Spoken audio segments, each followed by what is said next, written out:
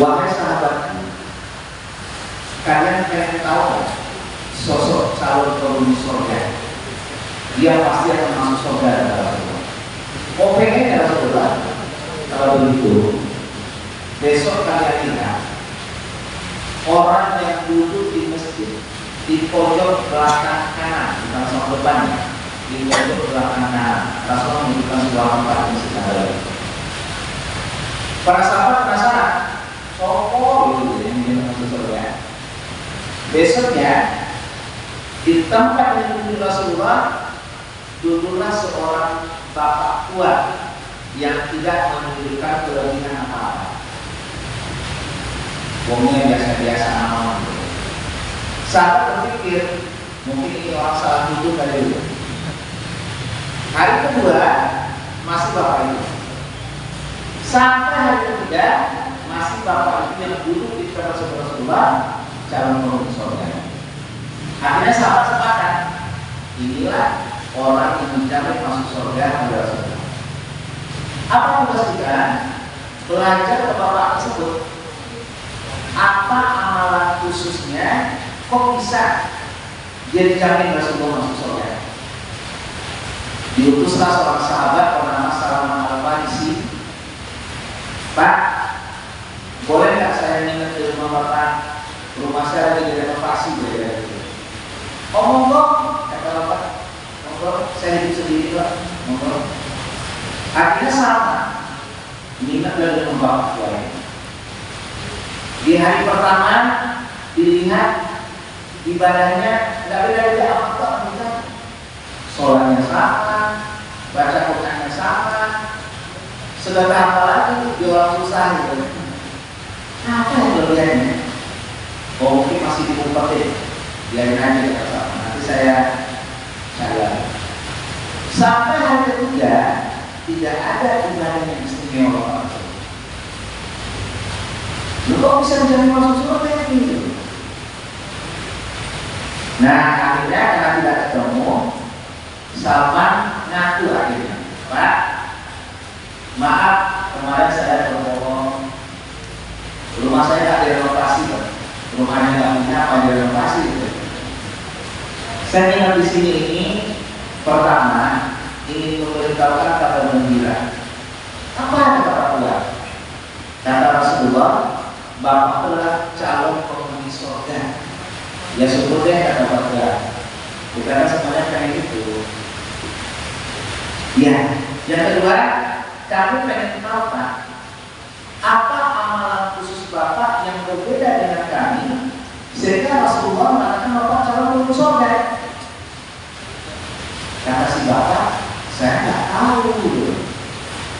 Anda kan sudah lihat sendiri amal ibadah saya, sholatnya sama, sholat malamnya sama, sedekahnya juga sama. Apalagi zikir sama, nggak ada beda apa dari kalian. Lalu sama baru ini Pak, pikir dulu lah. Mungkin ada yang bapak lakukan tersembunyi. Nggak ada kata bapak. Pikir dulu Pak. Ya, sudah buat suruh mikir. Buat suruh pikir sebelum mikir. Akhirnya bapak tahu ngomong ini. Mungkin ini loh nah. Apa? Saya sebelum tidur setiap malam kepembangunan saya selalu melakukan dua hal. Nah itu Pak. Itu yang beda dari kamu. Apa Pak? Satu, saya memaafkan kesalahan orang yang melakukan kesalahan kepada saya di siang hari sebelum sempat dia pertama. Yang kedua, saya menghilangkan dendam di hati saya. Orang yang menzalimi saya di masa yang lalu, ketika orang tersebut belum sempat menemui saya di pertama. Itu saja yang salah kita setiap dulu. Wah, akhirnya sama-sama sepakat. Rupanya Rasulullah mengajarkan qalbun salim, hati yang benih. Dalam Al-Quran Allah berfirman, al-yawma, pada hari itu nanti di akhirat, la yanfa'u lahum wala lahum, tidak akan bermanfaat harta ila ma'atallaha biqalbin salim, kecuali orang datang kepada Allah dengan qalbun salim, hati yang bening, tidak punya dendam, tidak punya marah gitu. Nah sekarang kita bahas ya. Ini saya udah bisa ya, kita belajar sama-sama. Memaafkan kesalahan orang.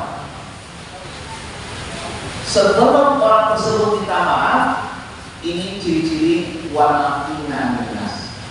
Contoh, kita sekolah di jalan, sering ya, karena saya tidak sering naik motor. Yang salah sekolahnya dia, tapi yang salah dia, yang motor dia. Padahal dia yang melewati lampu merah gitu. Oke, itu kan kesalahannya. Ketika dia minta maaf enggak? Oke. Ketika dia tidak minta maaf enggak? Nah itu kebenaran itu. Kita kadang-kadang orang minta maaf saja nggak minta maaf ya. Maaf saya salah ya. Oh enggak. Nah kita dendam 7 turunan 8 jangan. Itu minta maaf loh ya. Apalagi belum sempat dia minta maaf. Saya belum bisa Bapak Ibu, kita belajar sama-sama. Sebelum orang melakukan kesalahan kepada kita di siang hari, saya mulai jalan. Apalagi di sini banyak pedagang ya. Pembeli itu kan raja, nonton raja itu sama-sama gitu. Udah nawarnya kayak gila gitu. 15 deh. Jangan ambil banyak-banyak opo. Akhirnya dia gak ada dibeli. Bapak sih, ini yang salah kita yang ngomong. Bisa nggak kita memaafkan kesalahan orang yang menyakiti hati kita sebelum sempat dia kita maaf?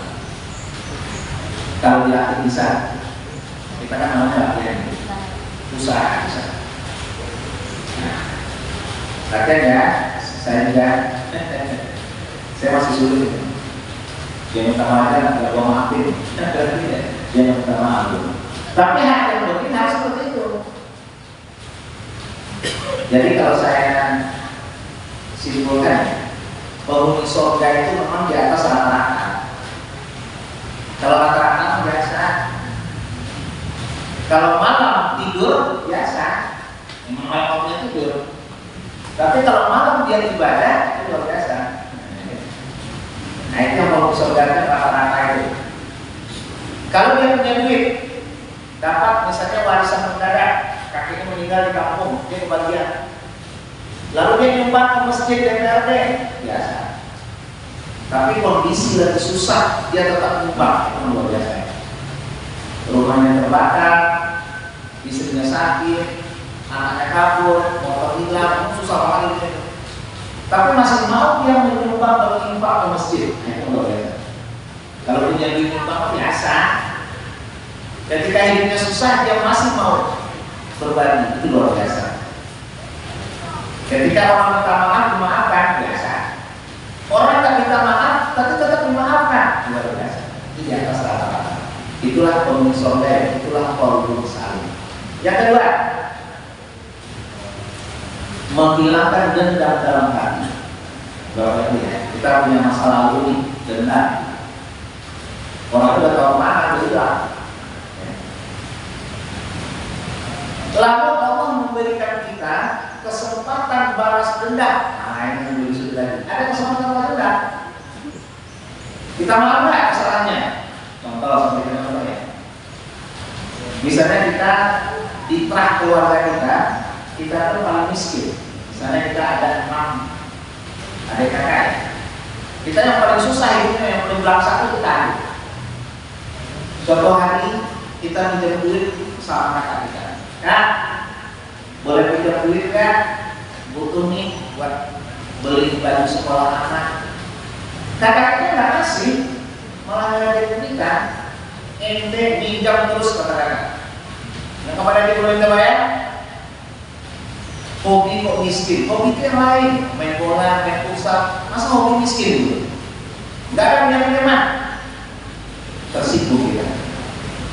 Ya Allah, kalau suatu saat dia miskin, saya kaya, awas. Allah mau bandingkan keadaan bagi Allah satu detik memiskin orang kaya itu.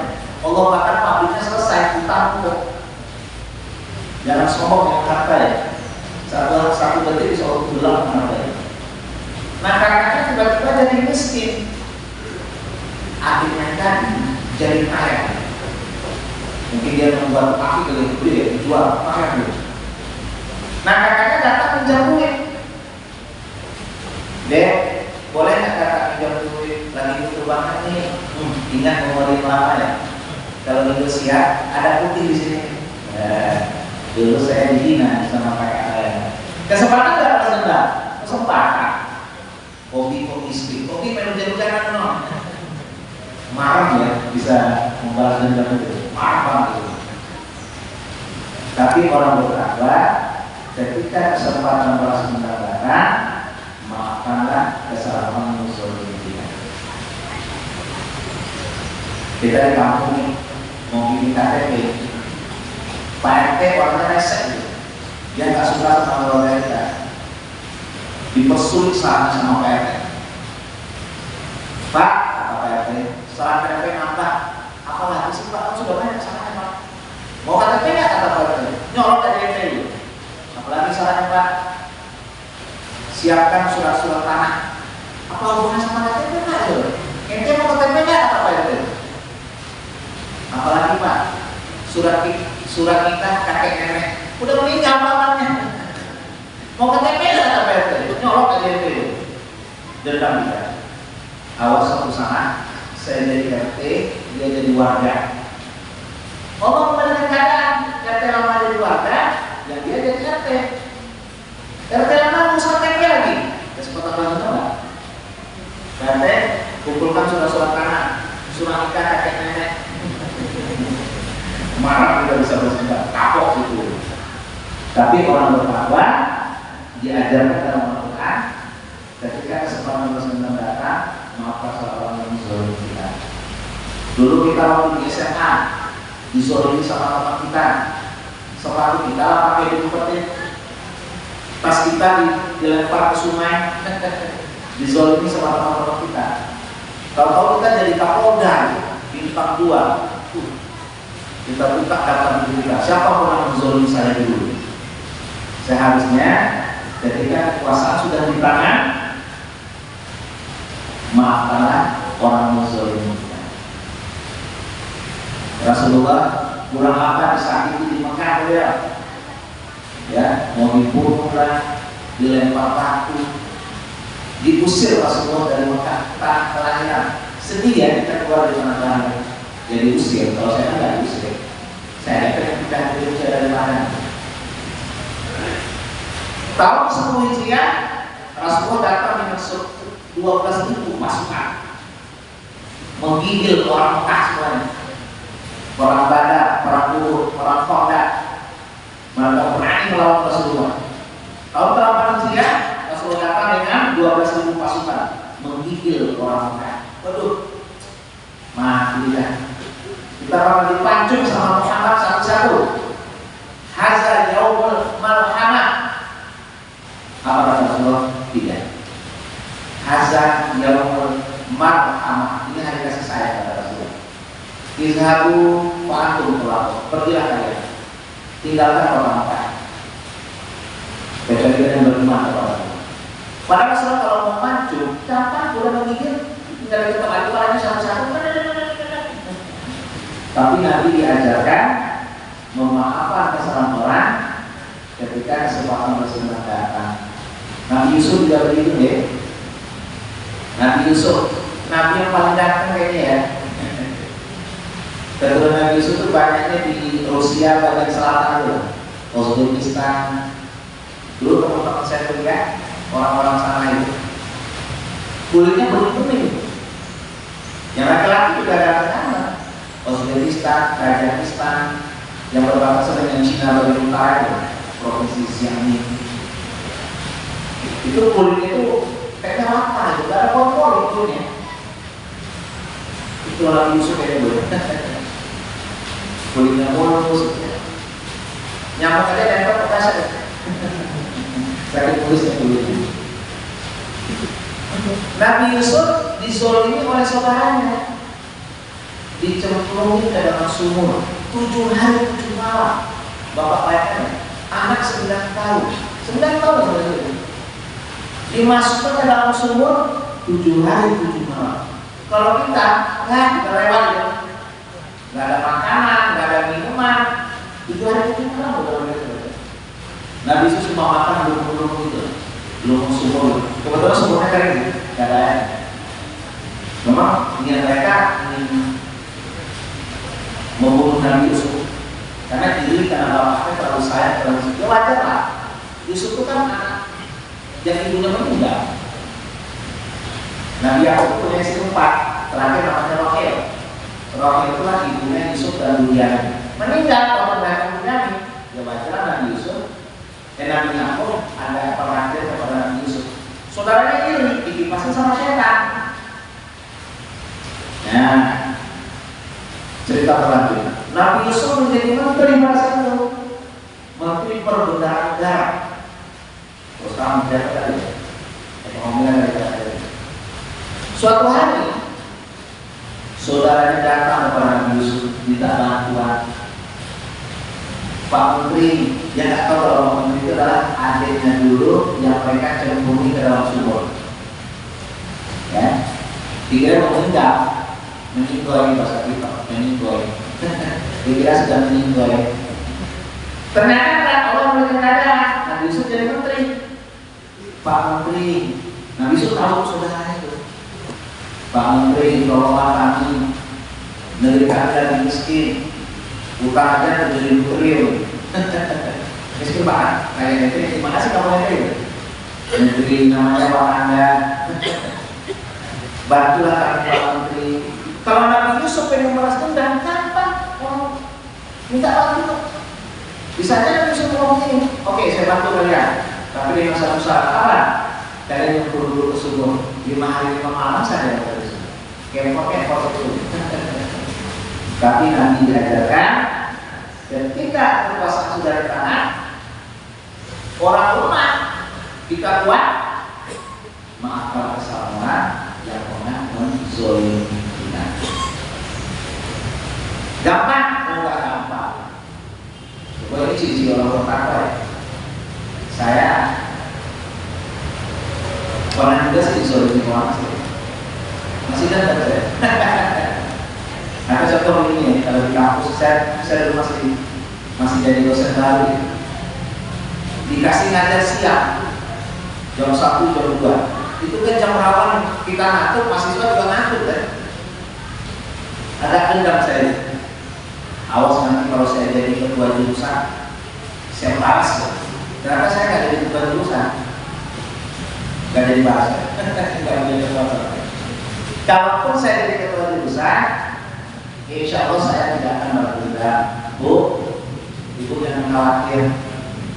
Ibu saya tetap saya ngasih ngajar pagi. Mohon kasih Pak, jam berapa? Jam 5. Mahasiswa masih duduk udah ngajar. Itu namanya balas dendam ya. Kalau politik susah ini.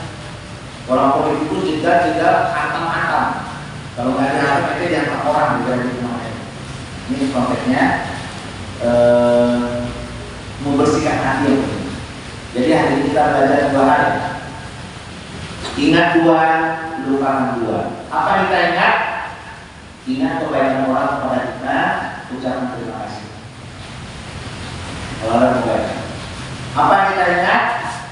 Ingat kebaikan orang kita, ucapkan terima kasih. Ingat kesalahan kita kepada orang, minta maaf. Sebelum urusan jadilah. Boleh kira itu urusannya pakai itu, pakai amal soleh, dia amal banyak kalau ini. Apa yang kita lupakan? Lupakan kebaikan kita kepada orang, gak usah ingat-ingat. Dan lupakan kesalahan orang kepada kita, gak usah ingat-ingat. Jadi soal ini kita belajar ya. Belajar dulu, nanti prakteknya pelan-pelan. Apa kita belajar ini? Ingat 2, lupakan 2. Apa yang kita ingat? Ingat kebaikan orang kepada kita, ucapkan terima kasih. Ingat kesalahan kita kepada orang, minta maaf. Apa yang kita lupakan? Kesalahan orang kepada kita lupakan. kebaikan kita kepada orang tidak kita lupakan. Itulah dimaksud dalam surat Al-Imran 134. Al-Azim fi qulati sholati wa dharab wal kazimin wal ghaiz wa afina 'anil nas. Ciri orang bertakwa adalah gampang memaafkan manusia. Saya memberikan materi ini bukan saya sudah bisa belum. Saya masih belajar. Membernihkan hati kita itu. Kalau belum salin dalam orang, hati yang bening. Saya punya teman di kampus, di kampus itu bapak pun bening sekali, tidak pernah tersinggung sama orang, tidak pernah marah tuh bapak, bening banget hatinya itu. Saya kok nggak bisa seperti itu. Bapak tuh kalau sudah tersinggung sama orang, berarti orang udah sekan. Saya tidak pernah tersinggungnya bapak itu. Rumahnya jual foto, sudah pensiun. Tapi saya jadikan contoh bagi saya. Siapa yang seperti bapak ini? Gak pernah tersinggung, gak pernah marah. Berarti kalau dia sudah tersinggung sama seseorang, berarti orang itu sudah sekan. Bisa menyinggung bapak tersebut. Ya. Nah, saya katakan tadi ini kita butuh pelan-pelan, dalam rangka memperbaiki hidup kita. Jadi bapak yang bermanfaat. Di samping kita puasa, mari kita menata hati kita ya. Sebelum kita tidur nanti, ingat-ingat maafkan orang yang pernah menyakiti kita. Sebabnya apa? Kalau kita tidak memaafkan, kita kena penyakit SFOS. Senang melihat orang susah, susah melihat orang senang. Misalnya kita dendam sama tetangga, kita sendiri tersisa. Tetangga beli kulkas, bukan meriang, tetangga beli motor, kita masuk angin, tetangga beli mobil, kita pingsan. Padahal capek langsungnya dia. Itulah kalau kita dengar sama orang. SMS, senang melihat orang susah, susah melihat orang senang. Syukurin, ada susah ya, syukurin loh. Itu kalau kita menyadari. Tapi kalau dia sukses, kita melihat kita sendiri tersisa. Itulah Alhamdulillah sore ini ada kita puasa banyak-banyak dipraktekkan nanti ya, gampang memaafkan orang lain. Terima kasih. Sebelum buka, monggo kita di samping kita mengenalkan kita katakan juga harta kita ya. Mari kita nanti bersedekah. Di sini ada yang minggu lalu pada Al-Quran. Mereka yang menyalurkan Quran ke seluruh pelosok Nusantara ke daerah-daerah yang minoritas Muslim. Karena saudara kita sana tidak bisa Al-Quran, tidak punya duit. Quran dengan air itu di Papua tidak ada Quran, dan mereka inilah yang memberikan ke sana. Ada